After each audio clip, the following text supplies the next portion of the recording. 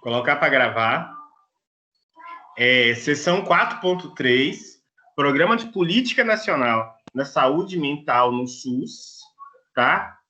E a seção 4.4, Saúde Mental e outros temas de interesse da psicologia, né?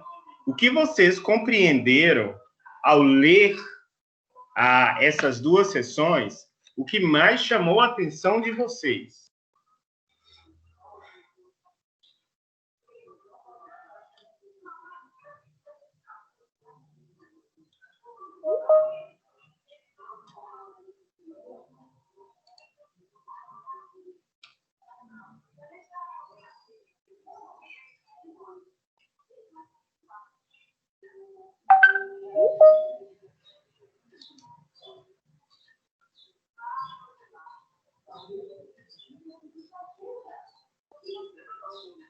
Gente, são duas sessões tão pequenininhas, a 4.3, a 4.4, os principais conceitos, que a 4.3 é a continuação, na realidade, da 4.2. E depois a 4.4 vai trazer depois a abordar alguns temas específicos em saúde mental, que pode ir criando mais interesse de vocês. Eu tenho aqui marcado alguns pontos interessantes, mas eu gosto de começar por vocês.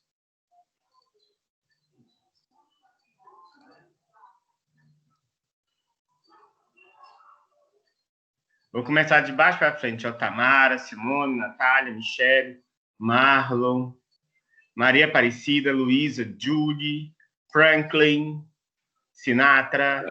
Bom dia, Léo. Andréia, Ana Carolina. O que mais chamou a atenção de vocês no 4.3 aí? Dessa vez eu vou me abster de contribuir, porque realmente eu não li, porque realmente não deu tempo. Mas eu vou esperar a contribuição dos colegas para fazer as minhas anotações hoje. E pode ir lendo também e contribuindo. O que vocês estão aí com a apostila aberta, pode ir falando.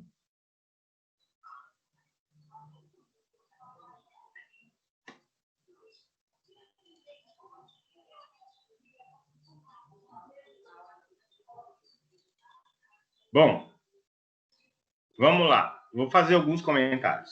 Nós saímos da sessão anterior compreendendo, assim, a reforma psiquiátrica, compreendendo alguns modelos, mecanismos institucionais, ou seja, governamentais, de cuidado a nível público, como começou esse processo historicamente.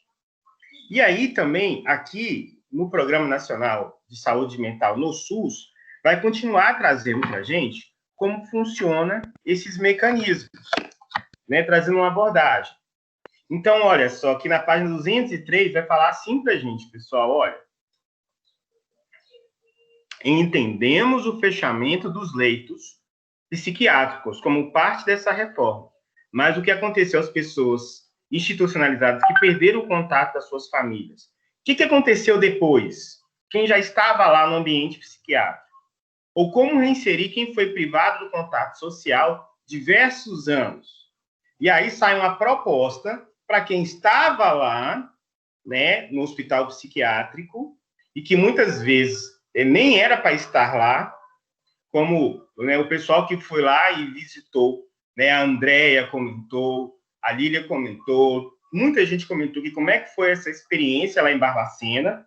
E aí o SUS começa a desenvolver, né, para que não houvesse uma desassistência, serviços substitutivos do CAPS, no Centro de Convivência e Equipe de Saúde Mental, em UBS, o consultório de rua. 2 caminhos que foram criados para dar assistência a serviços residenciais terapêuticos. E também o Ministério da Saúde, em 2003, criou o programa Volta para Casa, através da Lei 10.708, que dispõe sobre auxílio reabilitação psicossocial, né? E aí também existe as casas auxílio, né, que segundo a legislação, o beneficiário se constitui de pagamento mensalmente direto aos usuários. Então, os asilos, né, a Associação Santa Luzia,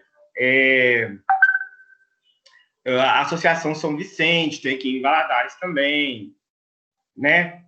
Todos esses lugares que têm pessoas com dificuldades, né, de dificuldades mentais, que têm algum déficit cognitivo, né, uma necessidade mais especial, elas podem também, pelas suas famílias, ser levadas a esses lugares, e esses lugares serão acompanhados pelo Ministério Público para que não aconteçam as atrocidades que aconteceram lá no passado. E aí tem que ter uma equipe multidisciplinar colocada em lei. Então, tem psicólogo, tem enfermeiro, fisioterapeuta, fonoaudiólogo, tudo que você pensar. E tem muito também, gente, nesses locais, voluntários, né? Eu estou acompanhando um processo no Santa Luzia, aqui em Valadares, então eu vejo que tem muito voluntários por parte deles, né? Pessoas que vão lá, falam, toda terça-feira eu posso estar aqui para ajudar. Essas pessoas que estarão nessas casas assistenciais, o pagamento é feito diretamente por essas pessoas ou pela família dessas pessoas. Ou, em alguma situação específica, o Ministério Público pode ser acionado e poderá ser enviado algumas pessoas para lá com o governo pagando, mas são exceções. Olha, o pagamento mensal diretamente do usuário, salvo comprovada a necessidade de um responsável legal na gestão do recurso, né? Esses lugares recebem valores assistenciais filantrópicos, porque são baseados na filantropia. Eles trazem um auxílio à reabilitação psicossocial, no resgate à autonomia dessas pessoas. Por muito tempo foram privadas da liberdade e não apresentam condições de buscar outros meios de subsistência. Opa! Então, esses lugares, tanto os programas... Bem-vinda, Virgínia! Sentindo sua falta, meu bem. Apareceu aí a Virgínia, pessoal? Léo, não ouvi o que você falou. Eu estou falando que, sentindo falta de você, você sumiu. Semana passada não deu para assistir, eu acabei de chegar da pedalada. Ai, respira. Ai, que bom que você foi pedalada. Não tem problema, não. Não tem problema, não. Pelo contrário, é uma solução. Que bom, parabéns. Separar esse tempo para cuidar da gente é essencial, senão a gente pira. Eu vou lá na ilha e volto. Sério, eu estava no bairro, acabei de passar pela sua porta aí. Meu marido falou que você botou uns pallets na sua porta. O que você está fazendo lá? Eu vou fazer... depois eu coloco foto aqui para vocês. Eu vou fazer um sofá. Que legal! Nossa, eu vi tantos móveis de pallet esses dias na internet. Pois é, eu quero fazer um sofá para a vizinhança utilizar lá, ficar à vontade lá. Vou comprar um colchão. Eu até coloquei lá no grupo do bairro, se alguém tivesse algum colchão velhinho, poderia doar, que eu ia... vou plastificar, passar chitão, né? Vou plastificar para dar conta da chuva, vou pegar os pallets e vou passar um verniz também para dar conta da chuva e vou deixar lá à vontade, não é? Você sabe que esse verniz tem que ser o verniz naval, né? Verniz naval? Para resistir à água, tem que ser o verniz naval, é o mesmo usado em barcos. Poxa, eu não sabia. Obrigado pela dica. Verniz naval. Muito obrigado pela dica. Beleza, bora continuar a aula, já te interrompi. Não, vamos lá, de boa. Então, gente, além desses programas institucionais, ou seja, os programas públicos desenvolvidos no CAPES, no Centro de Referência, né, existe também a outra possibilidade, que são instituições com fins filantrópicos, ou seja, eles não têm um objetivo de lucro, fins filantrópicos, não têm objetivo de lucro, e quando a gente fala, gente, de fins filantrópicos, normalmente tem um profissional que vai estar ali sendo responsável técnico o profissional técnico, normalmente de empresas filantrópicas, assim como vai ter o farmacêutico, que vai lá assinar pelo remédio, comprovando a eficácia dele, normalmente é um assistente social. Empresas filantrópicas precisam ter assistentes sociais para avaliar, para mostrar o processo de filantropia que é executado dentro dessas organizações. Não significa que não possa haver lucro. Ah, tá, deu lucro.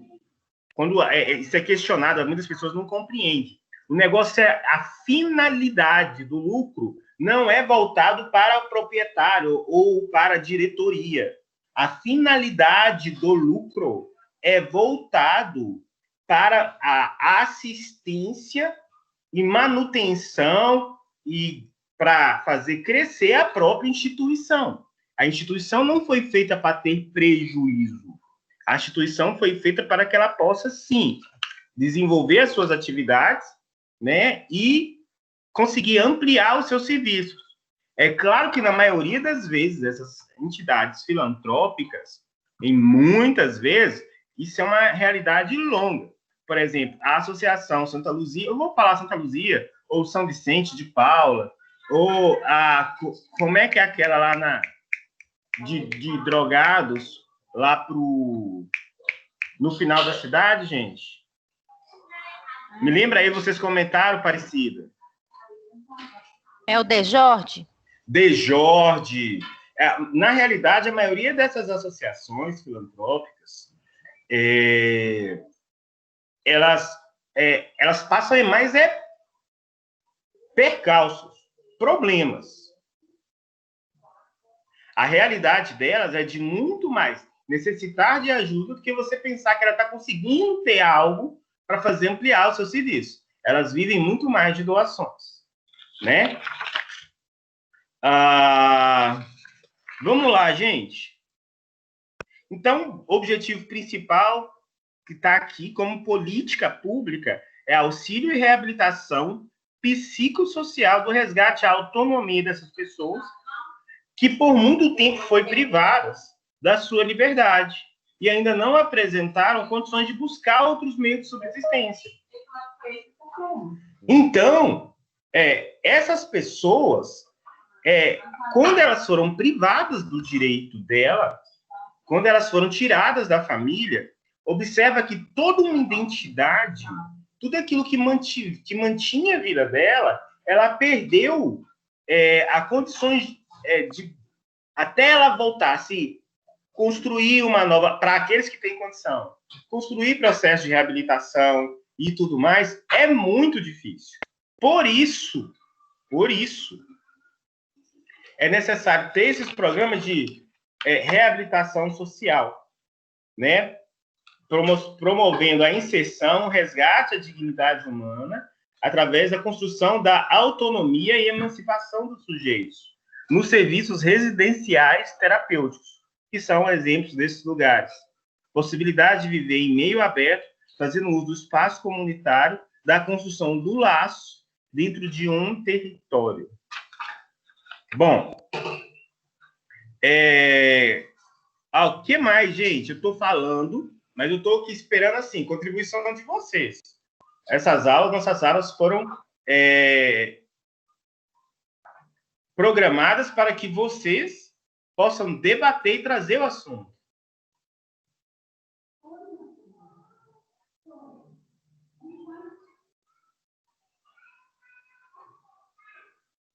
Vamos lá. Falando dessas associações aqui em Valadares, pelo menos, eu não sei o que acontece, que elas não trabalham, penso eu, tá? Das que eu conheço, elas não trabalham para ter uma renda também. Parece que já existe uma cultura aqui que elas têm que viver só de doação ou de um bazar. Eu penso que deveria se mudar essa cabeça, não sei como, para que essas associações também trabalhassem para ter renda, para não ficar dependendo só de governo. Não sei, se, por exemplo, se eles têm lá um bom curso de computação, se tem alguma aula interessante, quem não for de situação vulnerável, que pague alguma taxa para participar, sabe? Não sei, mas em Valadares parece que tem essa cultura, Léo. Eu vejo também uma outra possibilidade, porque criar renda, Virgínia, não é fácil, né? Você está tocando algo que me parece também um pouco cultural, né?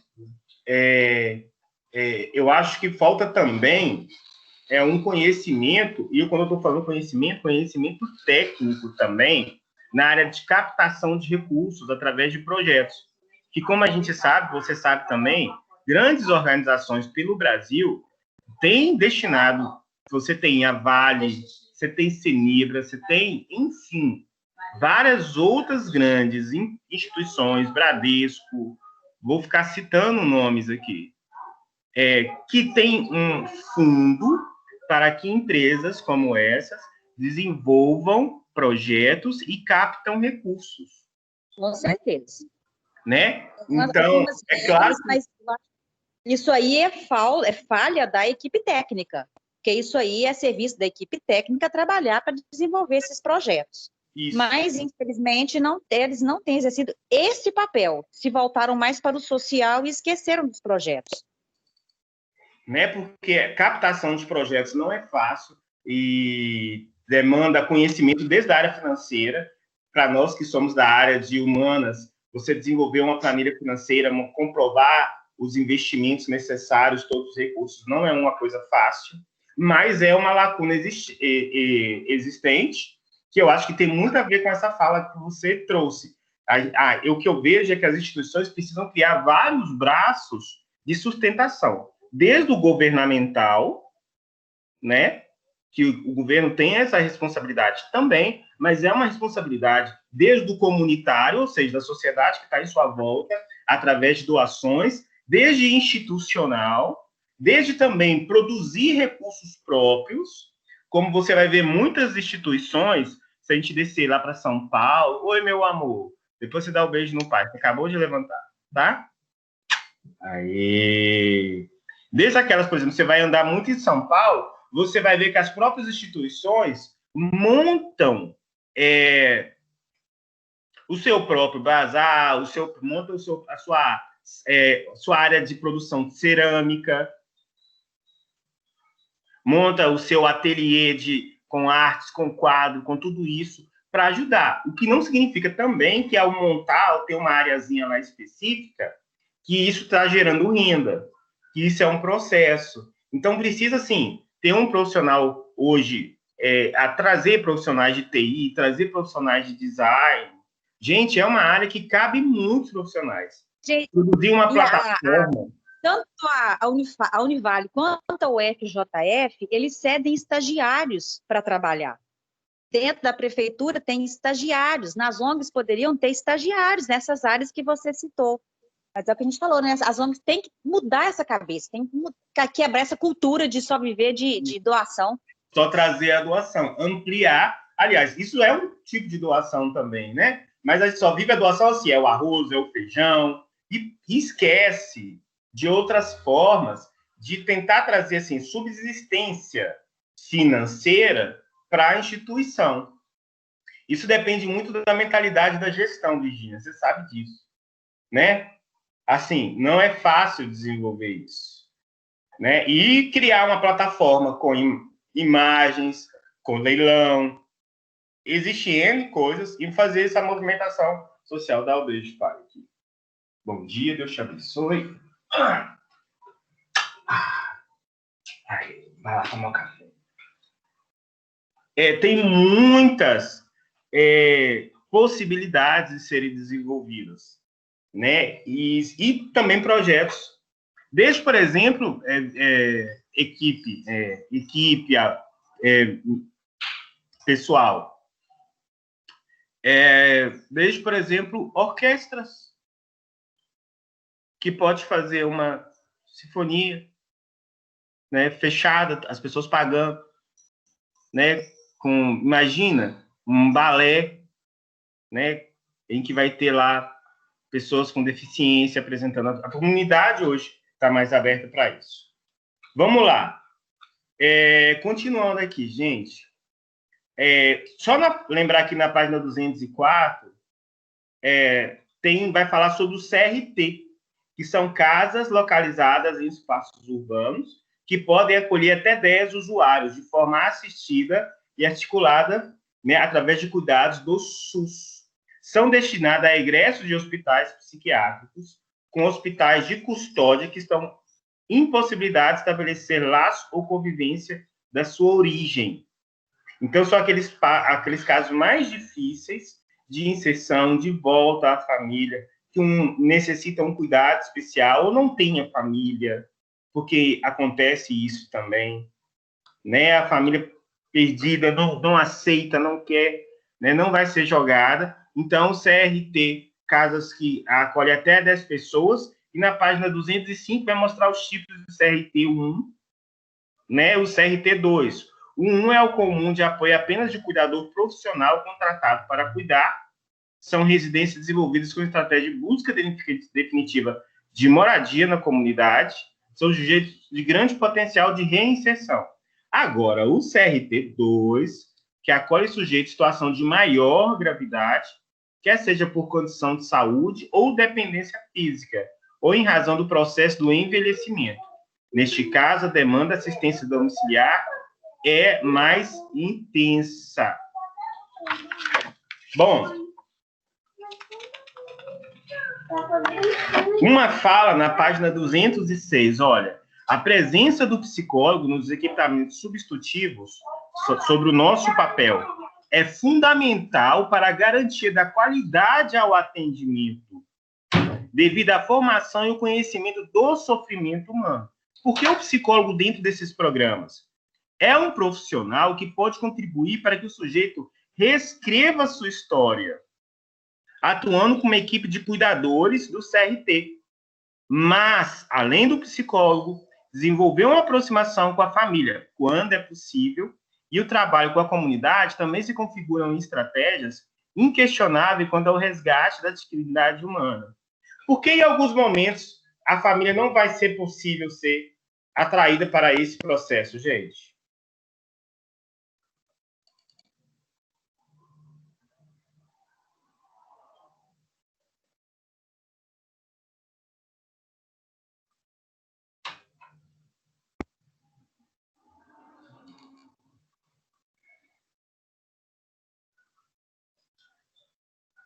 Hein, pessoal?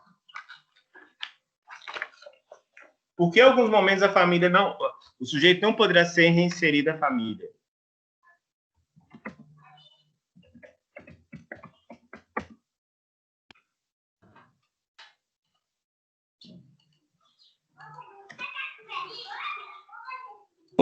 Léo. Oi. Eu penso que tem alguns quadros de saúde mental dessas pessoas que foram aí amparadas aí desses hospitais psiquiátricos. Tem pessoas com quadro aqui que você disse que é de difícil reinserção, devido a essas pessoas precisam de cuidado profissional, né? Psicólogo, médico, enfim, outros profissionais para poder dar um suporte, né? Esse cuidado. A família, tem família que não tem estrutura nenhuma, mal o dia e a noite e um feijão para comer. Tem realidade de pessoas que é muito cruel.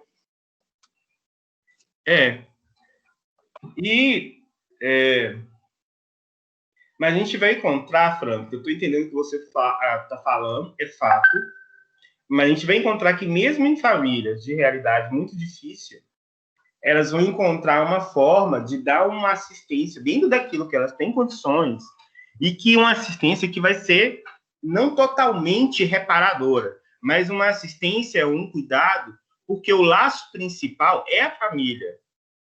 Nenhum lugar com mais... todo profissional vai, quando você entra na rede pública, vai compreender isso. Vai ter trabalhos, né? A Virginia que trabalha diretamente sabe disso. Por mais que a gente tenha uma equipe e tudo mais, o processo principal é de resgate a pessoa ao laço da família. Por isso que a gente vai acompanhar para ver como é que são as condições dessa família. Né? Então, não, como a gente falou, nenhuma criança vai ser tirada de uma família porque ela é pobre. Pobreza, em si, não desqualifica a pessoa do cuidado parental. Agora, o abuso, a situação de vulnerabilidade, a falta de cuidados, isso que é o papel que a família deve exercer, é o que vai ser avaliado. Vou contar um caso aqui para vocês. Por exemplo, eu lembro uma vez a Fran comentando o seguinte, né, e acredito que a Virginia já deve ter acompanhado, visto o caso dessa forma, que foi chamada para acompanhar um idoso em um determinado lugar aqui em Valadares. Chega lá, esse idoso foi deixado. Estava em situação, assim, deplorável, sem banho, sem alimentação, e papapá. Os vizinhos acionaram, tá certo? Porque o idoso foi deixado, abandonado pela família. E todo mundo se revoltando. Então, a gente tem que tomar... e claro, beleza, todo mundo se revoltando.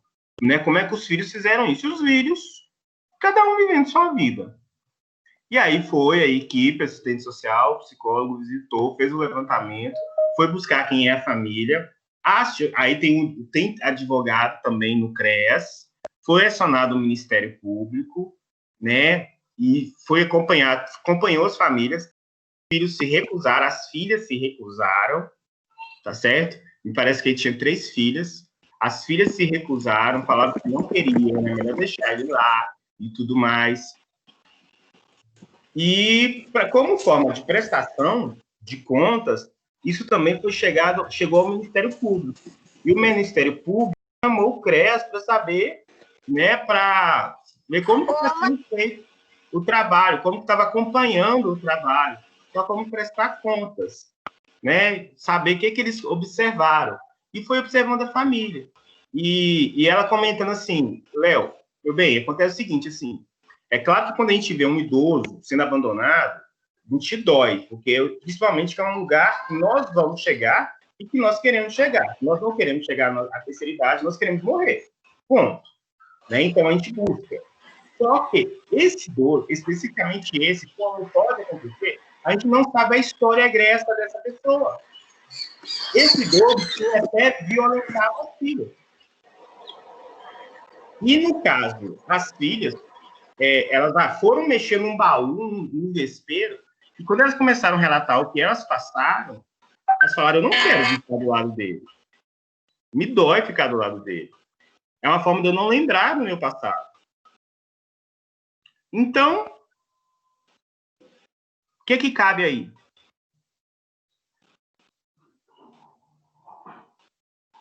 Nesse caso aí, ele tá todo enrolado, né, Léo? Oi? Nesse caso aí, ele tá todo enrolado, né? Se o pessoal não parar ele não, porque as meninas aí precisam de ajuda psicológica. Elas estão cuidando da vida dela. Elas deram conta de superar isso. Né? Até que ponto elas deram conta, mas assim, elas só não querem ficar do lado dele. Então, muitas vezes vai ser feito o quê? Custódia. Pega o valor dele, da pensão dele, judicialmente leva para uma casa de cuidado. Para a instituição, né? Porque vai cuidar dele, né? No caso. É para a instituição que vai cuidar dele. É. Cada caso é um caso. E vai ter que ser avaliado. Né? Então, assim, são N coisas. Várias situações, né, Léo? São várias situações, né? São várias situações. E coisas que a gente nem imagina, né? A gente nem imagina que acontece. Isso, Andréia. Léo, eu tenho 2 casos. O senhor ele tinha um problema, ele era até paraplégico. Não, ele não era totalmente tetraplégico. Um braço dele só, que ele mexia. E ele era sozinho na casa, também tinha problemas com a família, que eu não me lembro agora qual. A vizinhança é que ajudava ele. Às vezes a porta da casa dele ficava aberta, ele falava, fulano, dá um pouco de água, que estava passando na rua. E outro caso foi um senhor, num bairro parente aqui de Valadares, e ele estava em situação de miséria, na cama, abandonado pela família, e rato comendo o pé dele. Isso aí. Abandonado. E aí, tem que chegar, né, Virginia, e entender que contexto é esse, o que está acontecendo. Porque a situação do abandono traz na gente, ativa na gente, é uma causa de um fator, e como cidadão, um direito ao acompanhamento, e entender o que está acontecendo, e buscar forma de resgate ao cuidado, à dignidade dele humana, sim. Agora, vamos entender quais mecanismos que deverá ser utilizados e quem vai promover isso é o papel aí dessa equipe pública de não trazer necessariamente uma subsistência pública, mas a equipe pública, né, que são assistentes técnicos, atuam para buscar formas no vínculo com a família, institucional, e ver como dar condição de dar seguimento a esses casos. A Mariana está falando alguma coisa, Mariana? Se você está falando, não estou ouvindo nada. E toda hora fica em negrito e para de ficar em negrito. Não, meu microfone está aberto aqui, eu não vi. Ah, tá. Ô, gente, para finalizar a 4.3, para quem está fazendo estágio comigo, que eu pedi lá sobre os características de CAPS, poderia ter até pegado a nossa apostila, olha. Na página 208, CAPs são divididas em diferentes tipos. CAPs 1, municípios até 20 mil a 70 mil habitantes. 2, 70 mil a 200 mil. 3, população acima de 200 mil. Né? Os CAPs 1 e 2 são oferecidos em período integral. Já o 3 oferece atendimento 24 horas e possui leitos de atenção à crise. Vamos agora, gente, lá no último capítulo. Só um momento, por favor. Deixa eu pedir para fechar a porta aqui, que eu acho que o barulho das crianças deve estar atrapalhando vocês. E as crianças foram lá para fora e deixou a porta aberta. Vou fechar a porta aqui.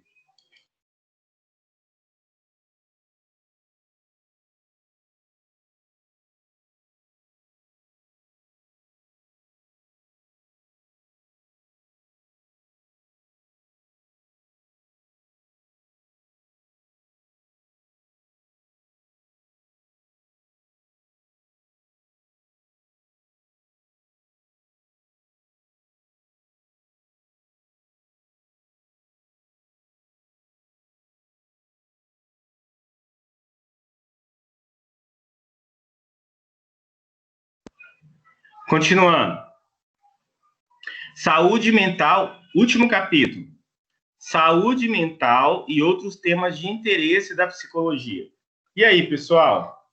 Chegando ao final da apostila. Ontem à noite, uma aluna virou para mim e falou assim: Léo, hoje eu estou acabada, já estou destruída. Por favor, como é que faço para já terminar já esse semestre? Eu falei: calma, estamos chegando no final. Já está já nas últimas semanas. Daqui a pouco vocês vão entrar de férias, pessoal. Me fala aí, pessoal.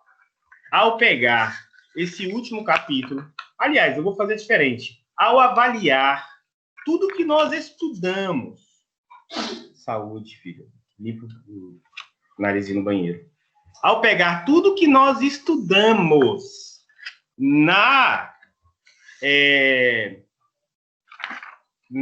com políticas públicas, comente aí esses temas, o que chamou a atenção de vocês. E é sobre a atuação do psicólogo, sobre as instituições, sobre a área pública, né, a área de atuação, sobre o nosso conselho. Como é que está aí?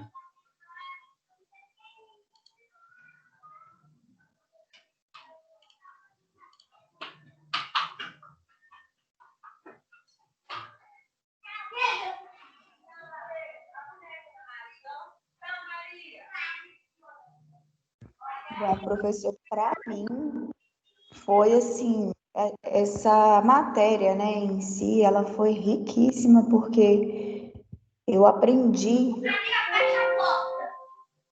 da atuação, não só do psicólogo, né, mas dá para a gente ter uma ideia da atuação de vários outros profissionais nas políticas públicas, que eu, para falar a verdade, eu não sabia o que era políticas públicas.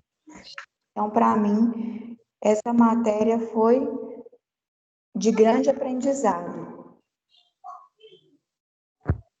Que bom, Simone. Fico feliz, ainda mais que você, pelo que eu compreendi, é uma área que te chama atenção, né? Esse tipo de trabalho. Então, fico feliz que você tenha interessado mais ainda.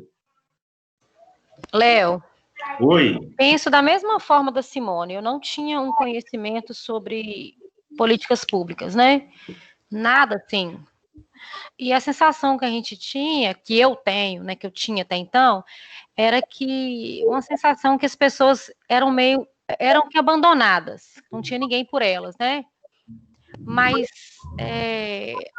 estudando isso tudo aí, né, as instituições, a gente vê assim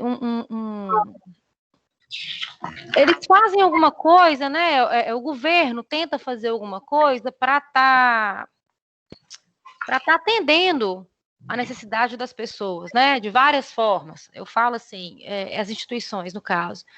E quem não tem conhecimento dessa área das políticas públicas acha que as pessoas, no meu caso, como eu achava, que estavam simplesmente abandonadas, que não tinha ninguém por elas.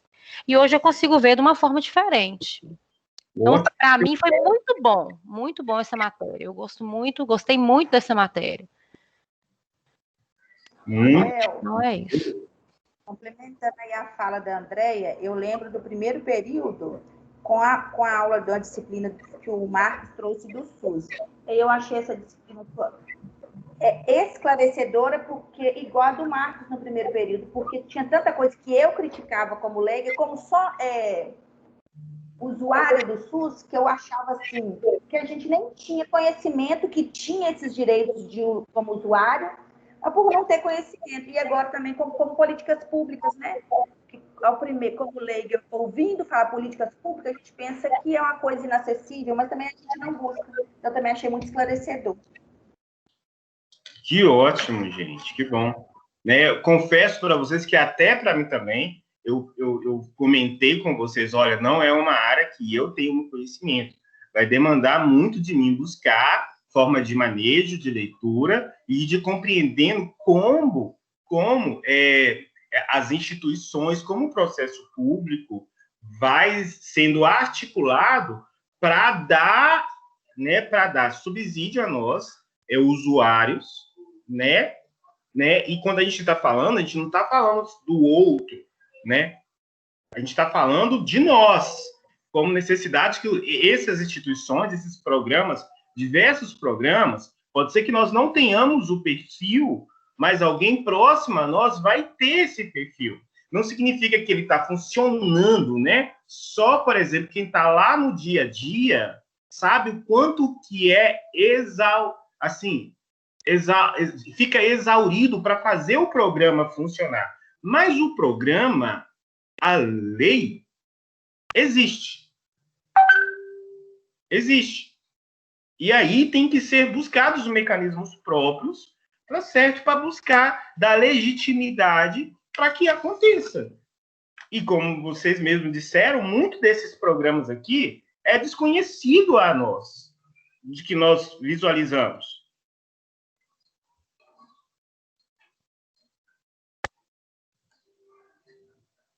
Se você observar aqui, no último capítulo, vai falar de outros temas que cada vez mais tenha isso em mente, gente. Tenha isso em mente. Eu não me canso de falar isso, e eu acho que eu preciso terminar esses capítulos, esse conteúdo, essa disciplina de forma expositiva, eu preciso terminar deixando isso claro para vocês. Eu não tenho... Enquanto algumas carreiras estão em desaceleração, tá? Existem carreiras que estão assim, com data marcada para acabar.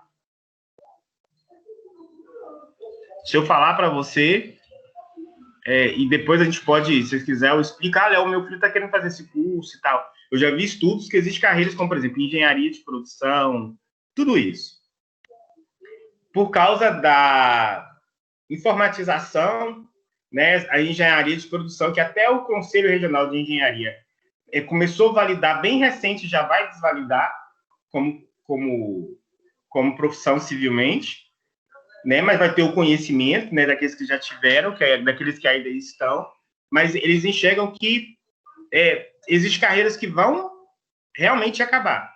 A profissão de psicólogo, tanto num sistema de crise financeira, tanto no sistema de abundância econômica, no momento fora de uma crise financeira, a psicologia é uma profissão de plena ascensão. E tudo indica, não é uma coisa momentânea, é porque parece que foi descoberto e a gente está assim como profissão, tanto nas áreas de políticas públicas, tanto quanto clínica, tanto quanto organizacional. Não estou falando que vai ser fácil, eu não estou falando que vocês vão terminar de formar e vai estar cheio de trabalho. Existe, sim, uma outra área, que é uma outra área de desenvolvimento de habilidades profissionais, de você saber se mostrar de postura ética e de saber desenvolver serviços pequenos e começar, né? Porque antes não dá para você montar um consultório e ficar esperando as pessoas ir lá. Então, para você não ter um consultório com a despesa, aluguel, você vai colocar o mínimo de despesa possível, aluguel, condomínio, você vai juntar com mais 5 colegas, você vai fazer uma fanpage, você vai escrever alguma coisa, você vai montar um videozinho, tudo bem desenvolvido, com ar profissionalismo, sabe? E vai começar. Ao mesmo tempo, você pode estar trabalhando 20 horas dentro de um serviço público, que te dá uma renda. Tem muitos profissionais que fazem isso. Eu só quero falar para você o seguinte, a profissão da psicologia é uma profissão que está em plena ascensão. Ontem, na aula de terapia cognitiva, eu trouxe um texto sobre depressão com idosos. E aí, assim, aquela questão de que nós estamos envelhecendo. Nós estamos partindo para uma população que vai ser de mais idosos e de profissionais que são demandados para essa área.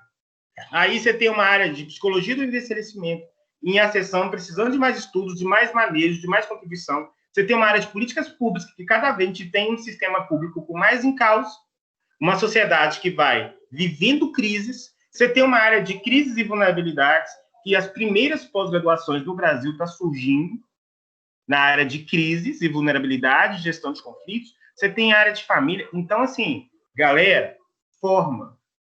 Eu sei que estudar no período da pandemia é difícil. Eu sei que estudar também no período fora de pandemia é difícil. Acordar todo dia, ir para a faculdade, e mais do que isso. Se eu puder dar um conselho, uma orientação, aproveita tudo. Entenda já aquilo que te chama mais atenção, mas aproveita tudo. Eu formei pensando que eu ia trabalhar a vida inteira com psicologia organizacional. Eu não pensei que eu ia trabalhar com clínica. E percebo que eu poderia ter aproveitado mais as minhas aulas de clínica. Eu fiz depois de ter trabalhado muito em organizacional e ainda trabalhar, eu fiz depois disso, fui buscando muita formação na área clínica. Esse fim de semana eu vou ficar 2 dias trancado, fazendo um curso na terapia focada nas emoções, com o principal representante no Brasil dessa abordagem, o autor dessa abordagem, o autor dessa abordagem em psicologia, que já é reconhecida pelo CRP, é norte-americano, ele é vivo, e o cara que ficou lá um tempo do lado dele, no Brasil, estudando, e que ele autorizou trazer essa abordagem para o Brasil, ele vai dar um curso online. Então, você vai estudar a vida inteira. Agora, eu vejo que eu preciso toda hora estar buscando formas de estar melhorando o meu repertório para compreender e melhorar a minha prática clínica. Galera, você sempre vai ter trabalho. Agora, você vai ter que precisar saber trabalhar. Para saber trabalhar é conhecimento. Ok, pessoal? Falei demais. Não, falou ótimo. Isso aí é esclarecedor para a gente que está chegando agora, Léo. É raro você ter um conselho desse tipo, assim, genuíno, gratuito, né? Eu te agradeço, valeu. Ô, Franklin, obrigado. Eu estou do lado de vocês. Eu acredito muito em vocês. E eu tenho até raiva. Vou abrir o meu coração. Alguns podem ficar chateados com o que eu vou falar. Eu tenho até raiva, às vezes, de mim, sinto raiva, quando eu percebo que eu acreditei em alguém que não tinha dignidade, que não era digno da minha confiança. Mas eu volto, dou um passo atrás, porque eu, como professor, meu princípio é de todos aqui. Eu tenho que dar um voto de crédito a todos, de dignidade, de que ele pode estar ligando o computador, tá na cama e não tá prestando atenção. Só deixar aí para mostrar que o nome tá aqui. Como também isso pode acontecer dentro de sala de aula. Você está dentro de sala de aula e está voando. Mas, para mim, todos que estão aqui estão com uma ânsia, com um desejo. E depois, quando assim, eu vejo assim, pô, mas não se entregou. E eu sei que existem problemas no dia a dia, eu não posso ficar falando assim, ah, não, fulano é relapso. Eu não tenho essa ideia, eu não trago. Eu vejo, às vezes, algo assim, ó, isso pode ser melhorado. E aí, meu papel como profissional é orientar. Mas eu estou querendo dizer assim, como ponto de partida, eu acredito em todos vocês. E mais do que isso, era muito desanimador quando eu chegava na faculdade, eu já ouvi de professor, ai, gente, você sabe, né, a psicologia é a primeira a ser cortada. Ai, gente, você sabe, né, a psicologia, o psicólogo é uma profissão, vocês ouvem isso demais da conta ainda. Mas o que eu estou querendo dizer, ó, forma, você vai ter trabalho. Porque tudo indica, e já está acontecendo, que precisa cada vez mais de profissionais de psicologia. Então, sugam. Agora, você não vai se manter, essa fala para todos, se você não mostrar competência. Competência, eu saio competente? Não. Eu não saí competente da faculdade. Eu fui desenvolvendo a minha competência e estou desenvolvendo ela até hoje, vou desenvolver ela muito mais. Se Deus quiser, porque eu pretendo não ficar parado. Vamos lá, pessoal, são 9 horas. Aqui, como eu comecei a comentar para vocês, aí eu empolgo, a gente vai trazer temas emergentes, ou seja, que ainda vai ser ainda muito debatido politicamente, ideologicamente, mas o negócio é o seguinte, quando é institucionalizado como lei, eu tenho que compreender a lei, qual que é o princípio, o propósito e qual que é o meu papel. Então, você tem aí, né, meu papel principalmente profissional, quando eu estou dentro da área pública, né, você tem aí tema de imigração, temas de imigração, né, que cada vez mais a América do Sul voltando aqui para o Brasil, você tem temas recorrentes ligados à questão de gênero, mulheres, né, a questão de liberdade de gênero, também a questão dos grupos LGBT, saber diferenciar, mesmo que ideologicamente eu tenho uma condição, eu tenho um pensamento não favorável à forma como algum grupo se manifesta, eu tenho que também, e isso é um exercício que a gente tem que fazer, porque inclusive chega na clínica para a gente, eu tenho que desenvolver também esse processo de compreensão da dignidade humana dele, do direito dele ser, do direito dele, não só dele ser, mas quando a cidadania dele como ser humano não tem nada a ver necessariamente com gênero, mas foi afetada através do gênero, é infligida, e a gente vai ter que lutar por ele, por essa vulnerabilidade que foi tirada dele. Né? Então, a gente tem que desenvolver esses sensos críticos que são cada vez temas, né, que vai trazer para a gente uma necessidade profissional de atuação e de compreensão e de ver como esses mecanismos públicos, qual vai ser o papel deles. Além dos mecanismos públicos, nós temos várias outras instituições religiosas que vão demandar os nossos papéis profissionais, né? Então, nós temos hoje, por exemplo, em Valadares, o Casitaca, né, que é ali no Maria Eugênia, que faz um trabalho belíssimo, que é da Igreja Católica, com crianças, quem entra lá sabe, assim, o quanto que é forte. A instituição tem todo um amparo, sabe? A instituição, se você entrar e ver a estrutura, é de uma rede particular. E a Casa Itaca passa os seus percalços, suas dificuldades. Eu vou falar por conhecimento de causa, mas a Casa Itaca, boa parte do que mantém a Casa Itaca, a Itaca é dos Itacas escolares, é do Colégio Bituruna. Então, o lucro do Colégio Bituruna, como também uma organização que o fim filantrópico não é para beneficiar e sim um fim social, lá tem uma assistente social, e na Casa Itaca tem outra assistente social.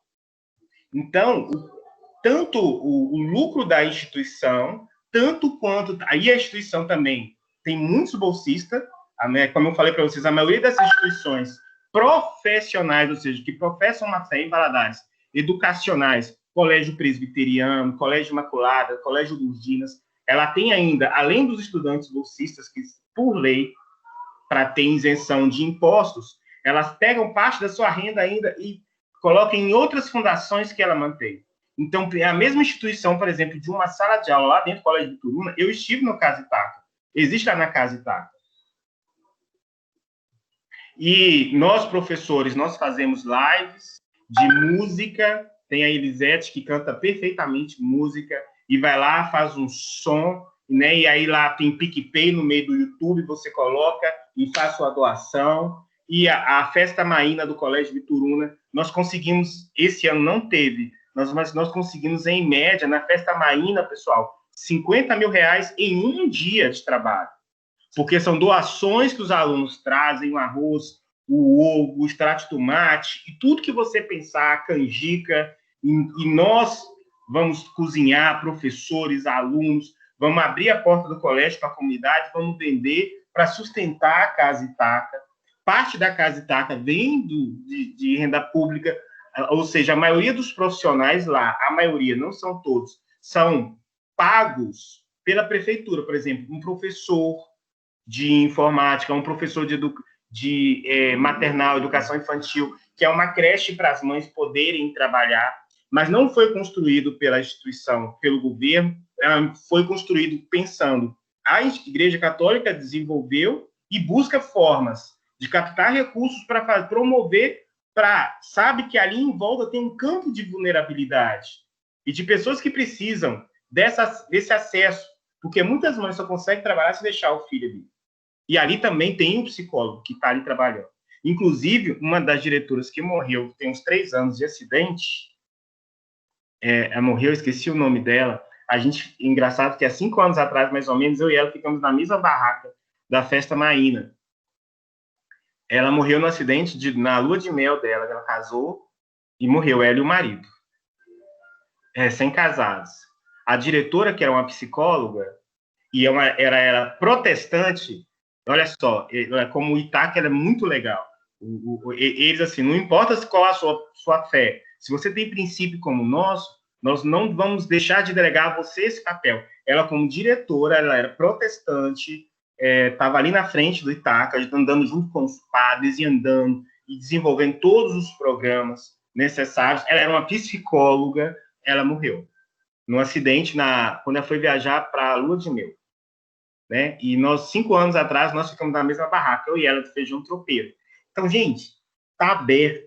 Tem muita coisa acontecendo e nós não sabemos que está acontecendo. Eu dei um exemplozinho, agora eu contei uma experiência como causa, tá certo? E você vai ter 1 milhão de coisas acontecendo aí. E tem como a gente fica buscar formas de atuar dentro dessas áreas. Então, e outros temas vão ser emergentes. Cada vez mais vai sair temas emergentes que vai ser necessário discutir politicamente sobre isso. Bom, vamos lá? 9h10. Quem que é o grupo que vai apresentar, pessoal?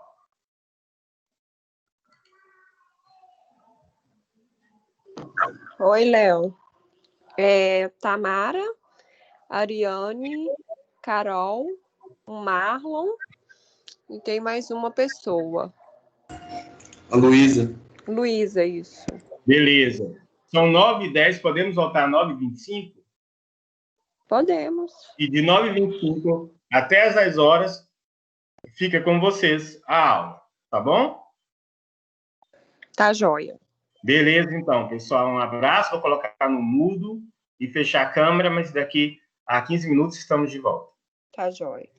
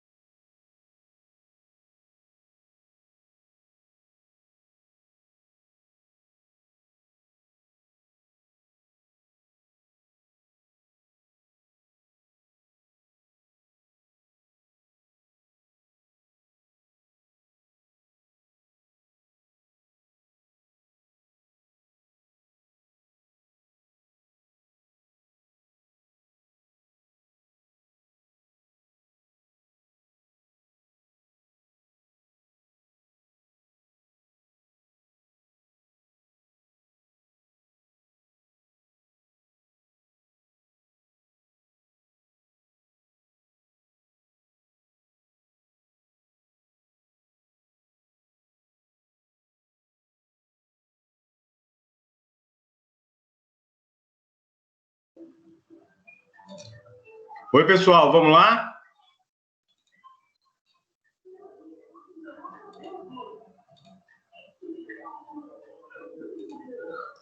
Oi, pessoal, vamos lá?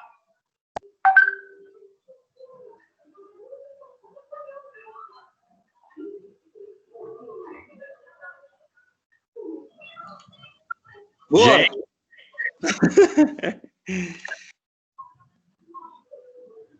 Ei, Léo. Oi! Deixa eu te falar, a Vamos lá? Ariane queria começar a apresentação, mas eu acho que eu não estou vendo ela online. Chama ela aí. Vou chamar aqui, só um minutinho.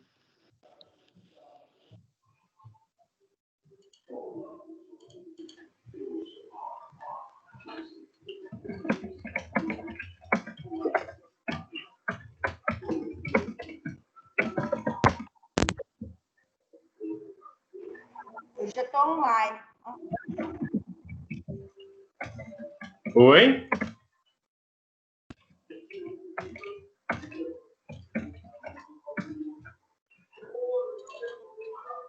Odeio.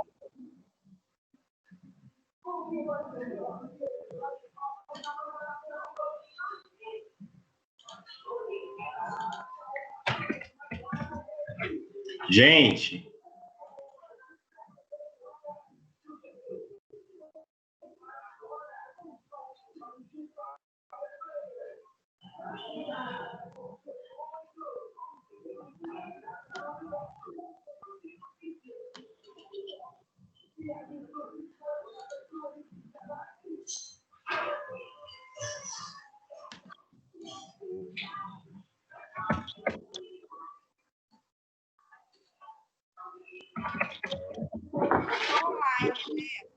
Então, vamos lá, vamos começar?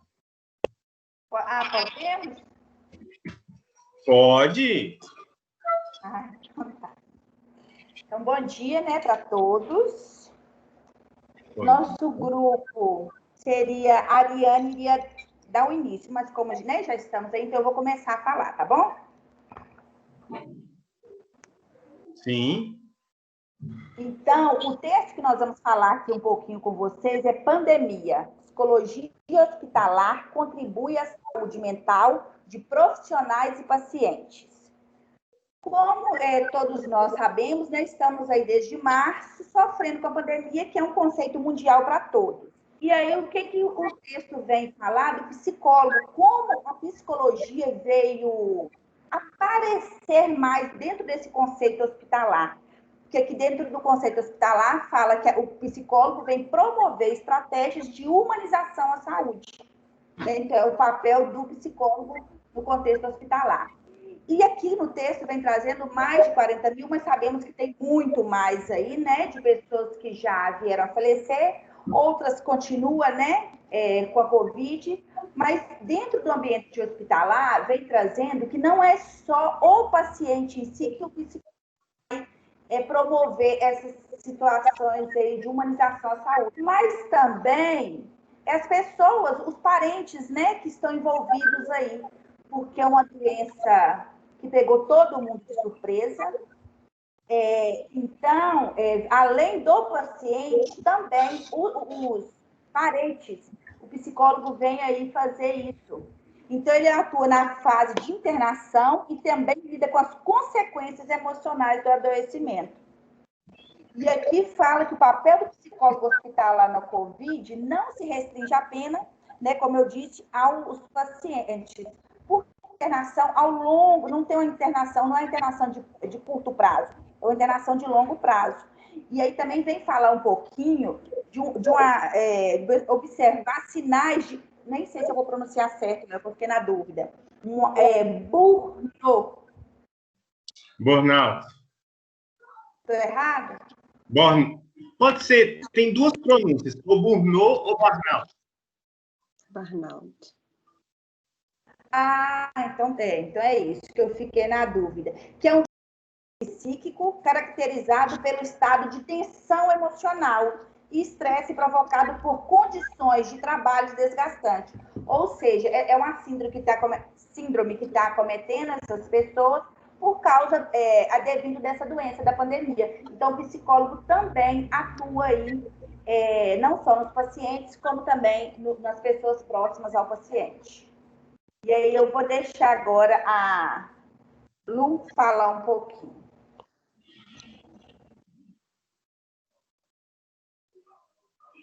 Tamara, Lu?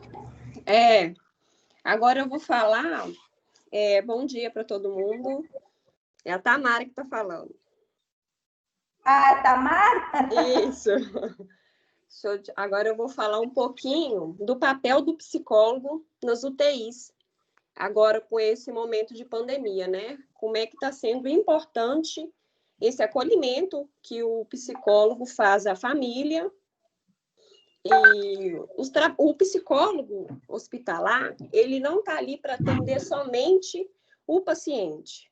Ele é o psicólogo hospitalar da instituição. Ele está ali para atender os enfermeiros, os médicos e a família, né, para dar todo o suporte e o paciente. Eu vou ler um pouquinho, porque fala melhor, né, sobre o artigo que a gente está falando. Devido à gravidade da doença, os pacientes de Covid são mantidos em isolamento nas unidades de terapia intensiva. Esse distanciamento dos familiares, não raro, faz com que os pacientes fiquem transtornados, o que influencia diretamente na condição biológica do organismo. As UTIs são prioritariamente unidades multidisciplinares, onde intensivistas, enfermeiros, nutricionistas e fisioterapeutas dividem as decisões clínicas a respeito de cada paciente. Ao psicólogo hospitalar, cabe avaliar as condições emocionais de um paciente e o impacto no seu prognóstico. A intubação é a principal manobra de sobrevivência para pacientes em estado crítico da COVID, por se tratar de um procedimento invasivo. Cabe a avaliação psicológica do paciente, acalmá-lo para evitar lesões nas vias respiratórias. Outro ponto importante é a comunicação, por se tratar de uma doença nova e pouco conhecida. Psicólogos têm se unido a médico para repassar informações sobre o paciente e a família. Aqui o papel do psicólogo é identificar condições socioeconômicas e culturais das famílias para compreendê-las e poder repassar as informações com maior clareza e sensibilidade à sua realidade. Então, a gente está vendo aqui que o psicólogo está tendo esse papel super importante nesse momento, né? Esse momento delicado da pandemia, mas esse trabalho do psicólogo hospitalar, ele não está existindo só agora, né? Por causa da pandemia. Já tinha esse trabalho sendo feito em pessoas que estão em estado de emergência, na enfermaria, que estão internados por causa de outros adoecimentos. A gente está ali, o psicólogo está ali para fazer essa acolhida e para dar um suporte emocional para os pacientes e para todos que estão ali na instituição hospitalar. E é isso. Agora é com o Marlon. Na minha parte, eu e a Marlon, a gente pegou sobre a humanização hospitalar, que ali já conta sobre um processo complexo, um processo... eu estou um pouquinho coisa. Que ela é estreitamente ligada à humanização da saúde e o psicólogo nesse âmbito. E também ela precisa ter a sensibilidade para perceber o que pode ser atenuado na rotina da UTI, para amenizar as internações complexas. No texto também ele comenta sobre uma psicóloga que estava trabalhando no hospital de clínica em Porto Alegre, que é a Rita Fried, que desenvolveu uns crachás estampados para os próprios médicos lá dentro do hospital, que tinham carinhas sorridentes nos próprios crachás para dar uma levantada de opção, até mesmo para ajudar as pessoas a levarem isso mais para frente. E também o paramento com máscara, que as pessoas tampavam com gorro, óculos, todo tipo de proteção. E até mesmo para dar uma diferenciada entre eles lá e os pacientes eu achava um pouco diferente. Era uma forma de amenizar tudo acontecia, os casos. E desculpa também os barulhos que estão acontecendo aqui em casa, porque tá tendo construção e tudo mais, e a gente tá mexendo com a internet, então tá caindo muito. E agora é com o Marlon. Bom dia, Léo. Tá me escutando direitinho? Estou escutando direitinho. A minha parte é uma parte até mais interessante desse lado hospitalar, que é bem recente, né? Porque antigamente não teria como fazer isso, que como o envolvimento da família ajuda bem na recuperação do paciente, e como você tem que ficar praticamente preso no hospital, sem ter contato com a família, essas videochamadas, por exemplo, que a gente está fazendo agora, ajuda muito. Porque mesmo estando longe um do outro, consegue ainda ficar perto, teoricamente, né, assim, entre aspas, para conversar, para bater um papinho, só para ajudar na recuperação do paciente, para a família ficar um pouco mais tranquila também. E os médicos até eles avaliam a aparência do paciente, não está muito pesada, porque se estiver pesado, eles, por exemplo, não vão ligar a câmera, vão deixar só falar com a família, tudo direitinho. Eu vou ler aqui por cima, só para estar certinho. Outra prática que vem sendo acompanhada por psicólogos hospitalares durante a pandemia é o contato do paciente com a família. Sabe-se que a participação da família é importante ao bem-estar do paciente, isso influencia em sua função clínica, por isso, a realização de videochamadas é utilizada para minimizar a distância. Antes de autorizar esse tipo de ação, os psicólogos avaliam as condições gerais do paciente, como nível de consciência, aparência física, condição emocional, para evitar que o aspecto do paciente atrapalhe as relações com a família e pode causar reações adversas. Né? É o que eu comentei, que por ter que ficar muito tempo longe, a Tamara, eu acho, né, comentou que não é um pouco tempo que você fica no hospital separado, e isso ajuda muito. Você não ficar meio paranoico, além de conversar com o psicólogo, ajuda muito ficar conversando com a família também, né? Fica mais próximo um pouquinho. Tinha a Ariane, só que ela não sei se tem problema na internet, ela não apareceu. Tentando amenizar, além da doença física, né, que o Covid acomete, a doença mental também, nesse sofrimento aí. Então, o psicólogo está tendo esse papel importante aí na ajuda da Covid, né, 19. Sim.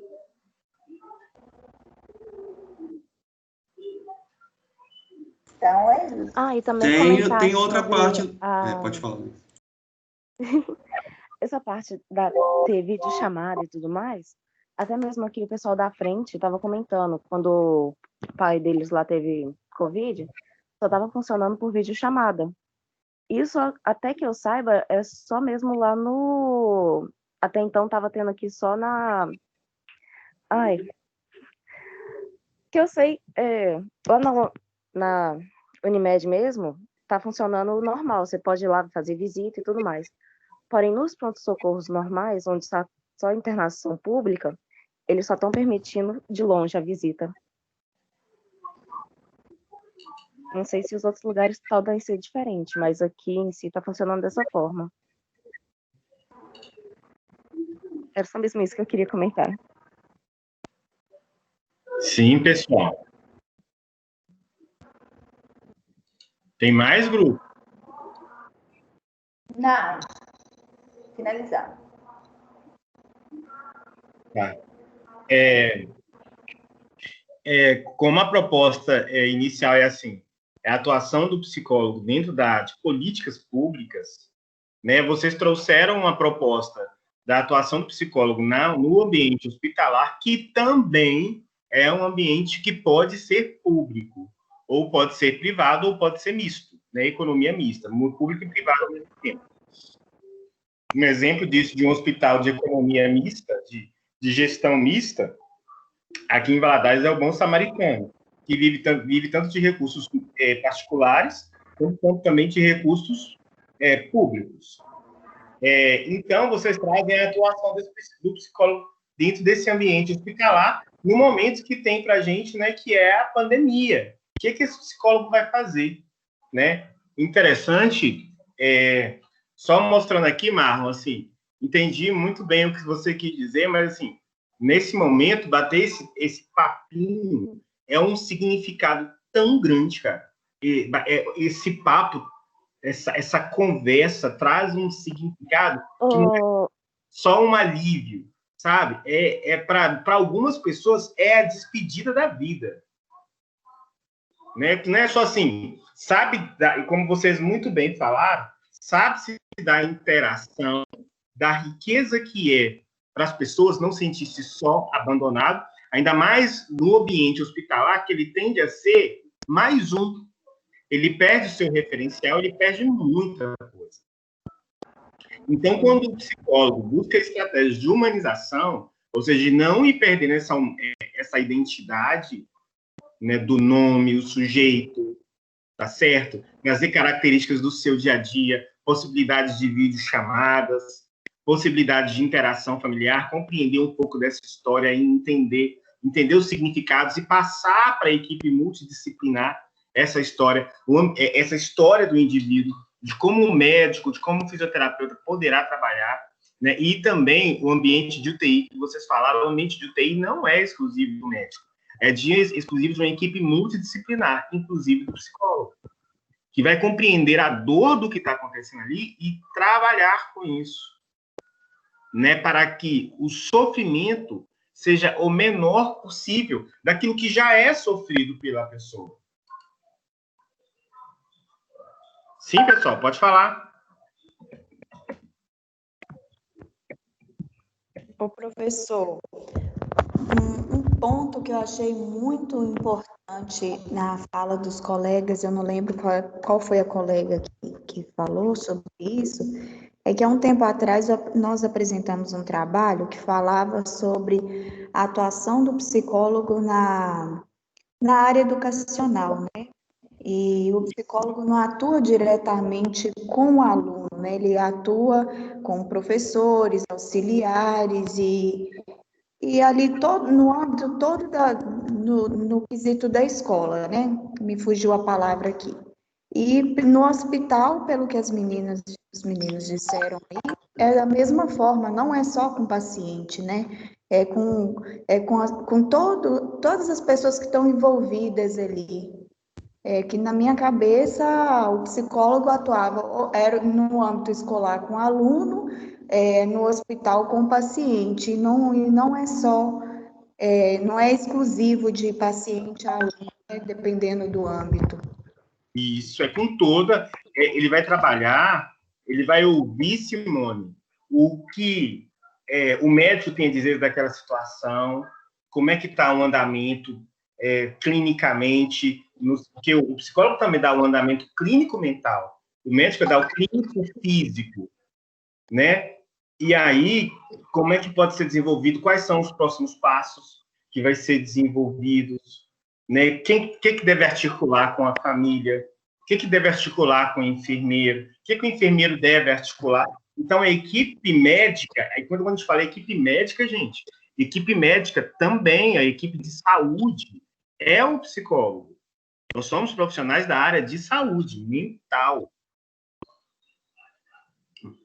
E fora de terapias alternativas que são eficientes, mas não estão linkadas a um processo de ciência, nós temos uma ciência que vai validar o nosso conhecimento no processo de reestruturação da saúde mental. Por isso que nós estamos inseridos dentro dessa equipe. Podendo dizer, né, Léo, que é feito até uma psicoterapia breve, né? Tipo assim, ajudando a pessoa ali naquele momento, né? Dando um seguimento para a pessoa, dando uma luz, né? É muito importante esse trabalho. O termo psicoterapia breve não vai gostar muito da gente não vai gostar muito da gente falar, porque o foco da psicoterapia breve é outro processo. Não existe terapia dentro do ambiente hospitalar, mas existe uma escuta e articulação de acordo com as necessidades, da mesma forma que o médico vai mostrar os procedimentos necessários para que haja uma melhora do estado físico, ele vai compreender da intervenção psicológica o que o profissional vai trazer. Olha, percebemos que ele tem essa dificuldade ele vê as coisas dessa forma. Então, talvez esse processo, explica mais sobre esse processo, que talvez, será que não tem uma outra forma? Ele faz a intervenção também junto com o médico, pessoal.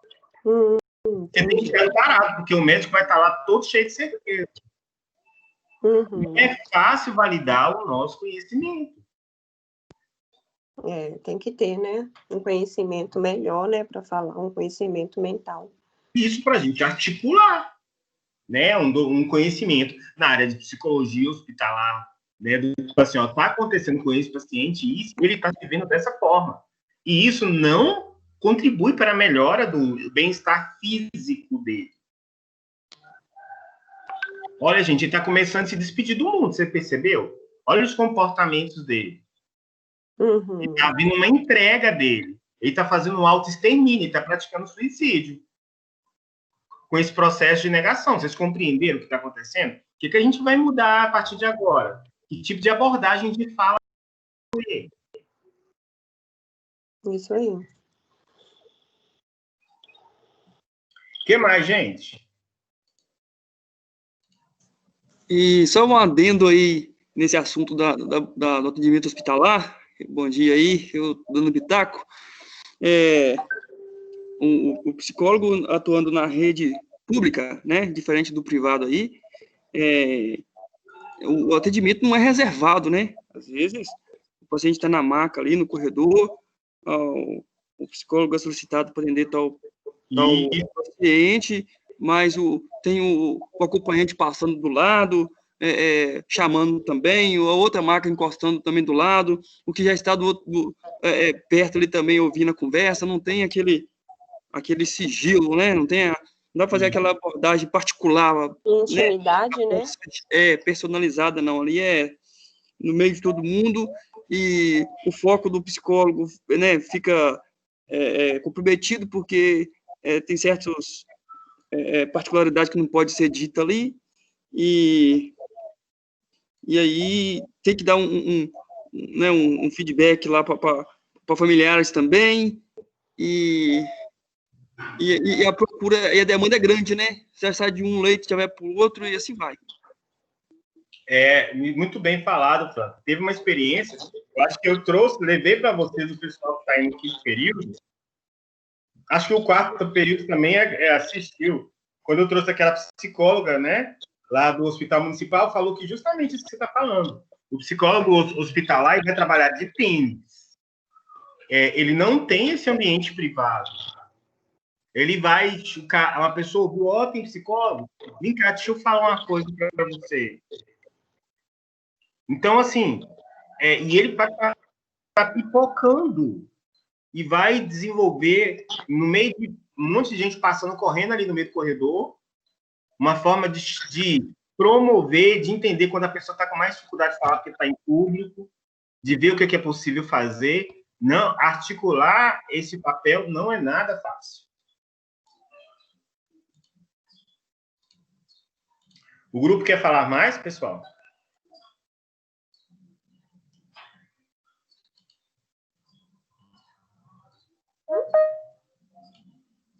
Ô, Léo, tudo que deu para mim pegar, assim, do artigo, da informação, eu tentei passar, né? Mas eu não sei se ficou da melhor forma. Não, ficou bom sim. Ficou bom sim. Gente, vocês Franklin, deixa eu perguntar uma coisinha, Franklin.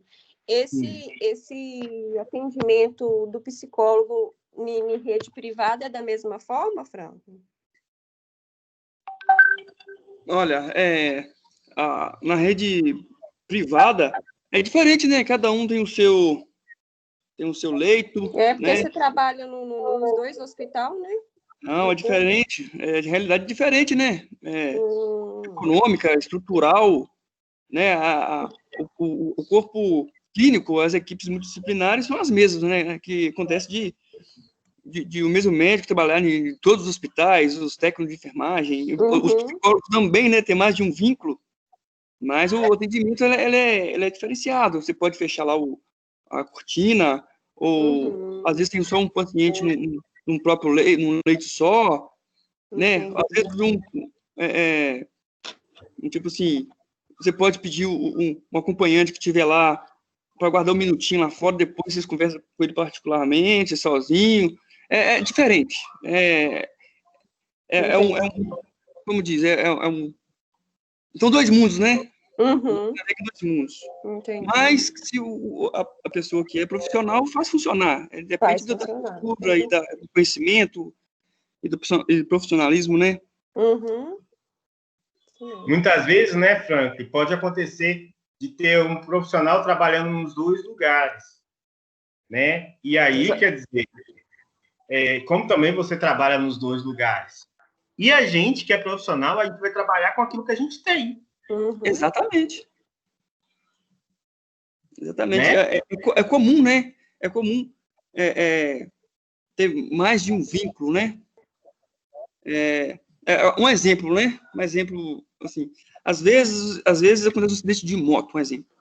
Aí o pessoal, fulano quebra todo, vai lá, quebra um perna, um braço, aí vai pro regional, faz uma bateria de exames. Aí acha que o atendimento está ruim, aí vai pro setor privado. Chega lá, para fazer os mesmos exames.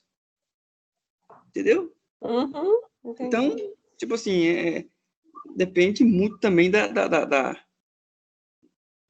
jeito que a pessoa vê como está sendo entendido, né? É o jeito que é tratado. Faz toda a diferença, enfim. Sim, faz toda a diferença, né? Dentro desse processo todo. Gente, querem fazer mais perguntas?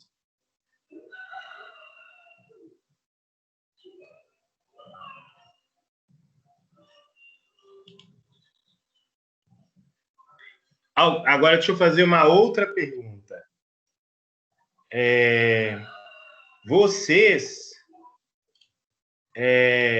Alguém aí não apresentou o trabalho, gente, em algum grupo? Então, Léo, a Ariane que ficou de iniciar da iniciativa do trabalho e acabou que a Carol fez a apresentação, né? A parte dela, ela não apareceu e não falou nada. Eu não sei o que aconteceu. Tá, mas ela está no grupo de vocês. Ela está no grupo e ajudou, Assim, a gente discutiu sobre o tema falado, a gente conversou sobre, mas a apresentação que ela não apareceu. Professor, Oi. o pai da Ariane acabou de me mandar mensagem aqui agora, falou que lá na casa deles não está com internet, ele teve que pegar a internet de outra pessoa, que por isso que a Ariane não conseguiu presenciar agora o trabalho. Tá ok. Tá, mas tô aqui anotando o nome dela aqui. Se vocês estão falando que ela fez o trabalho, né, no relatório tem o nome dela. Que normalmente ela sempre é bem presente com o negócio de trabalho.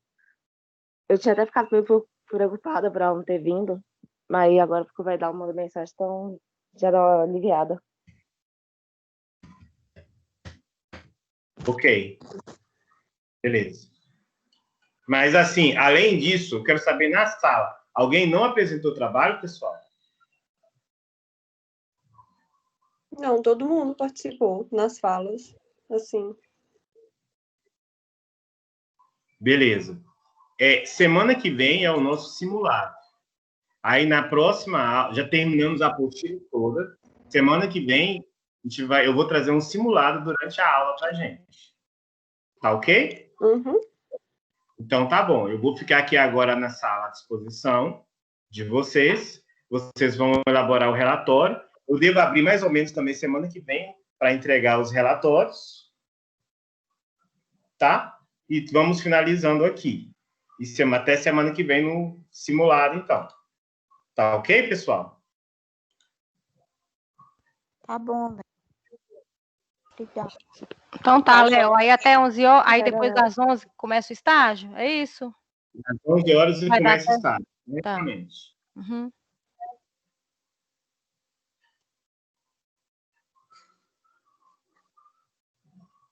Então, obrigado, Léo. Bom dia a todos. Eu vou ali defender os direitos da criança, que o relatório já está pronto aqui também. Ótimo, parabéns. Bom trabalho para você, Franklin, e o pessoal também. Estou à disposição. Bom dia para vocês. Valeu, obrigado. Valeu.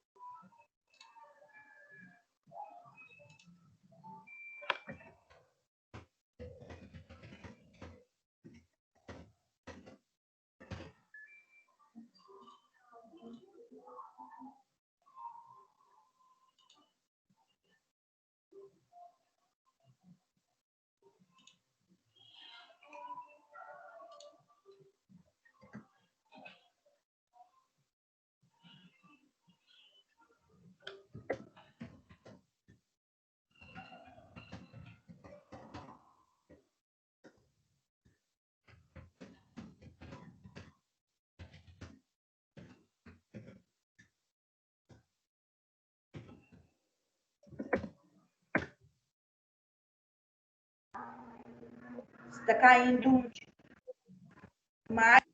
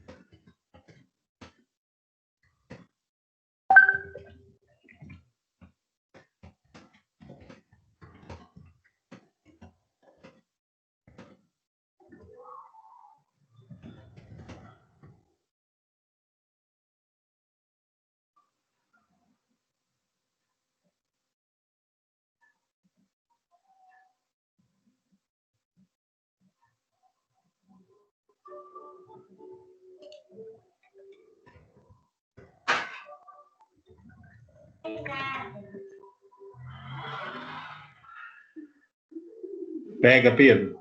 Cuidado para você não estragar, tá? Se estragar, a comodidade acaba.